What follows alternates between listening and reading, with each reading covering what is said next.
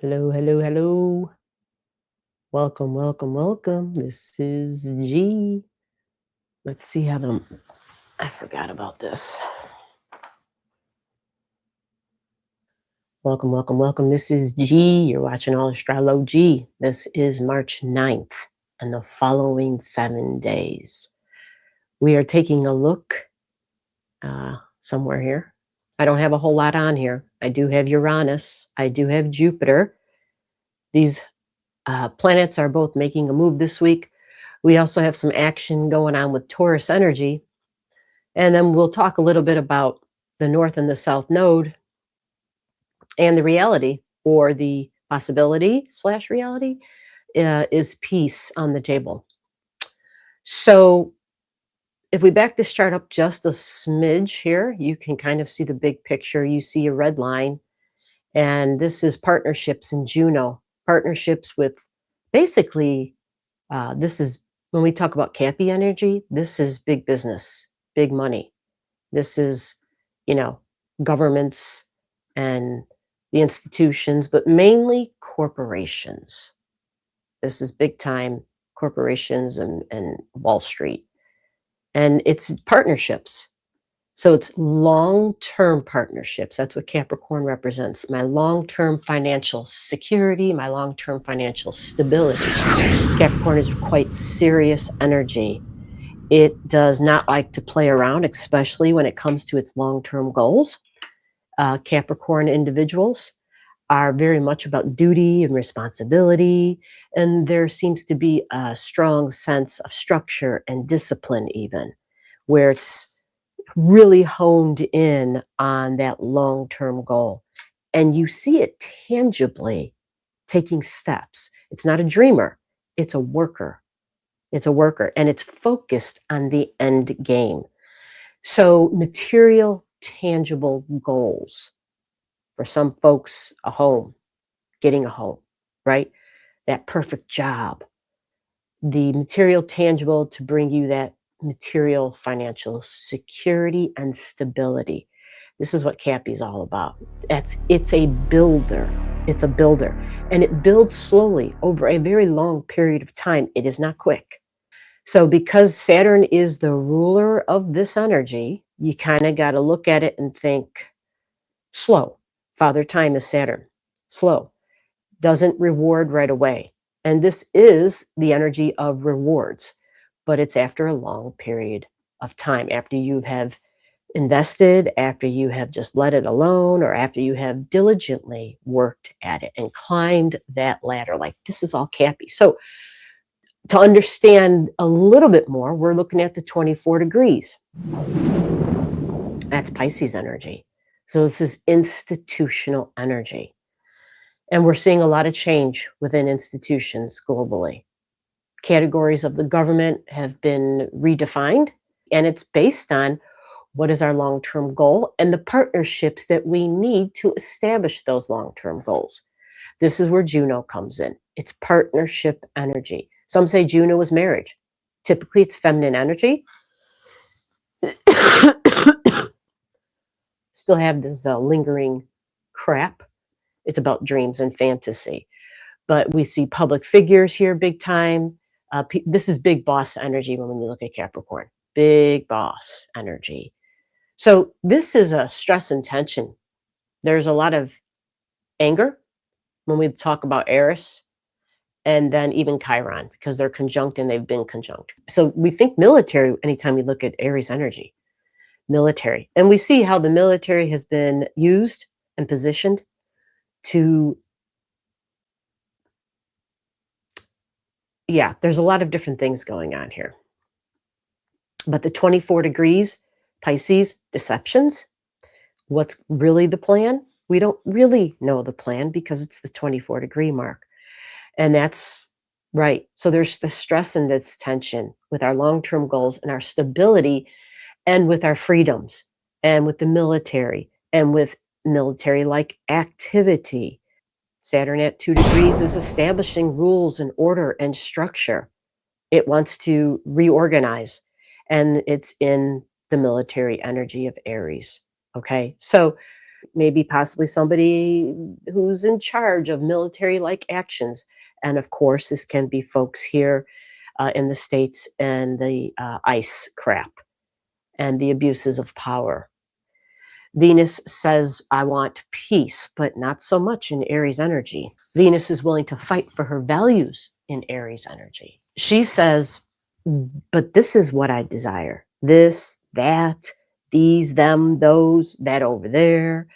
Venus usually is more about, I just want to kind of sit and be comforted and feel comforted by the simple things, by the earth, by the food, the smells, the scents, the natural beauty, a calmness, a serenity, and harmony. Like that's Venus energy. She usually likes those things. But in Aries, she's paired up with Mars here.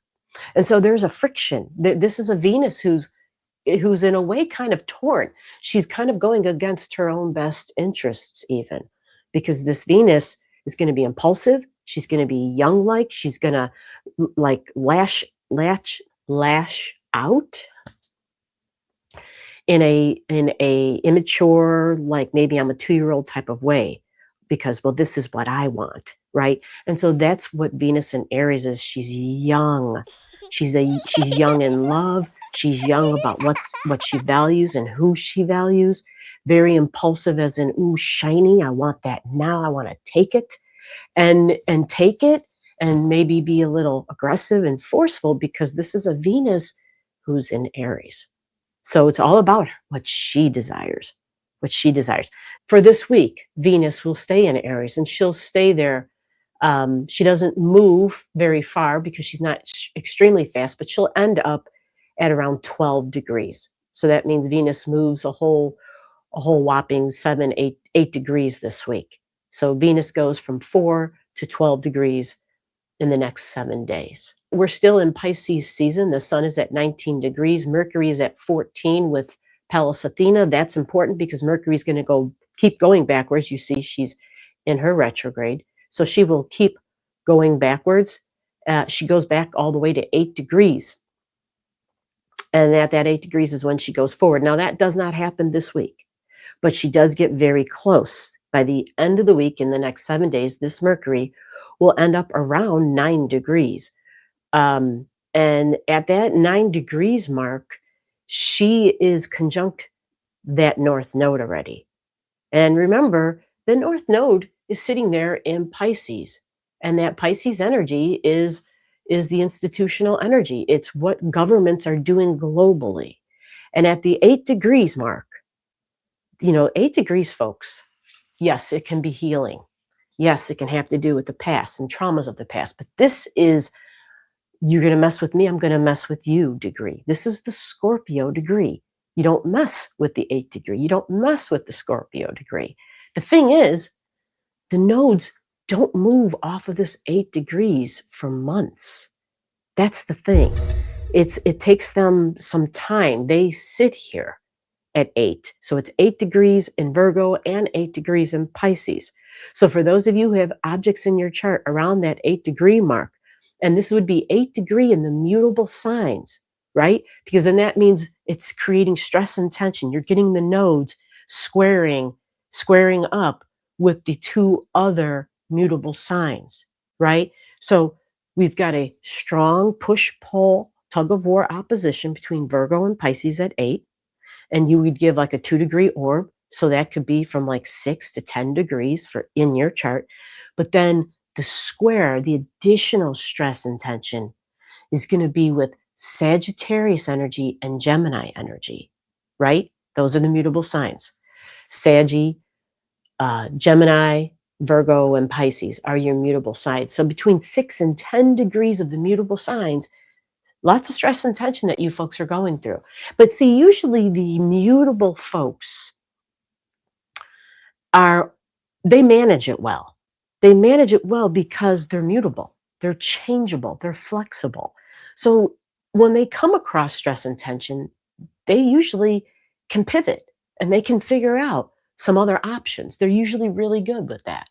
So depending upon who you are, yeah, you let me know, how has this been for you? Now, with that said, what do we see? We see gangster Mars here, right? I'm calling him gangster Mars because it's feisty Mars who's the ruler of Aries, and it's got Venus, his partner, his girl, his thing over there in Aries energy. So the gangster Mars is kind of like, you know, I'm in Pisces, so it can be deceptive activity, deceptive actions. Mars, of course, soldiers in the water, soldiers on the water. So we think Navy energy. Um, Foreign lands, foreign languages, foreign countries, Pisces energy, activity, foreign countries. But it can be deceptive because of the Pisces stuff, and definitely gangster Mars, really, because it's conjunct this battle bound Scorpio North Node. You follow? So Mars, um, usually in Pisces by itself, I would say, okay, our bodies are feeling a little bit, we're feeling less energy because your Mars energy, your Mars is your physical body. So a little bit less energy. I need more sleep to heal. And I'm feeling like that because I know before Mars entered Pisces, I was feeling like, oh yeah, this whole COVID thing, took my flu bomb, I'm still up and going and ripping and rolling, right? But boy, when Mars hit Pisces, it was like, whoa, slow down.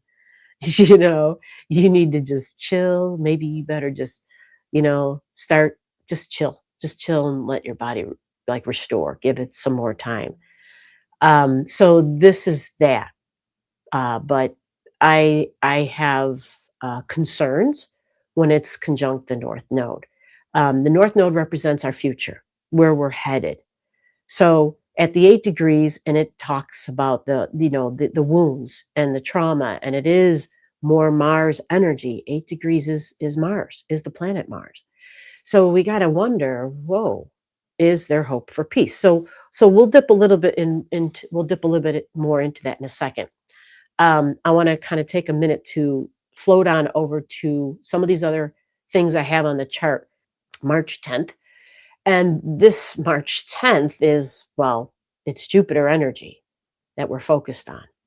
Jupiter is highlighted here because this is when the Jupiter retrograde ends.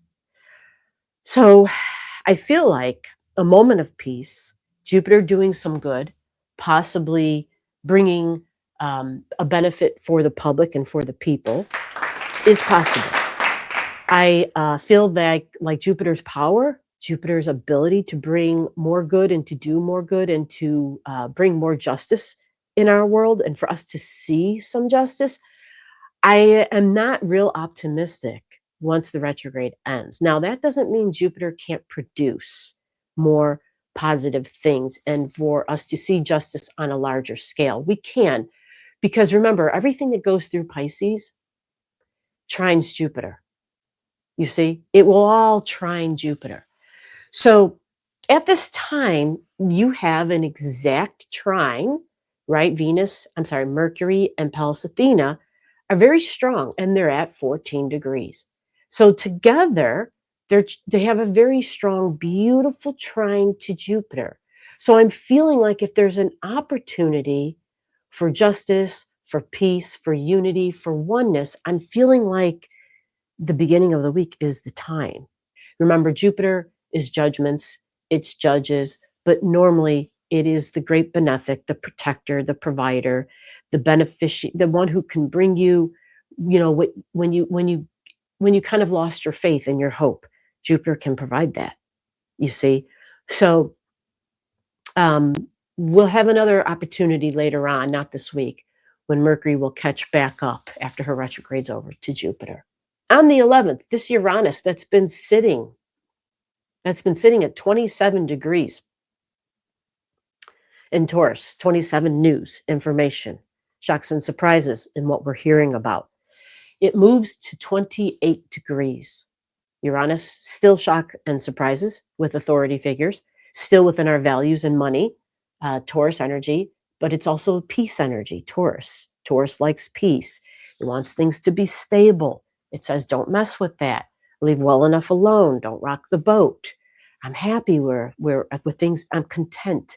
Can we just leave well enough alone? But Uranus says, oh, hell no. We got to rock the boat. We got to disrupt shit. Things are outdated. It's time to make a change. So Uranus comes along and does that. So it was at 27 and now it goes to 28 degrees. 28 degrees is the moon degree.